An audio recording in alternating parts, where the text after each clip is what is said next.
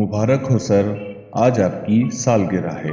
सालगिरह के जश्न के दौरान मकामी होटल में एक छोटी बच्ची मेरे पास आकर बोली। मैंने उसका शुक्रिया अदा किया और पूछा, बेटा तुम्हारी सालगिरह कब है? वो खामोश हो गई।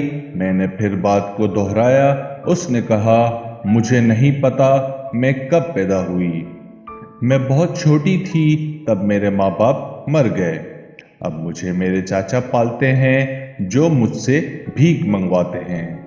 ये सुन के मुझे अफसोस भी हुआ और निदामत भी। बच्ची फौरन मेरे जज्बात समझ गई।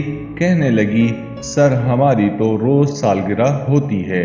आप जैसे बड़े लोग रोजाना यहाँ आते हैं, सालगिरह मनाते हैं, बचा हुआ हमें दे जाते हैं।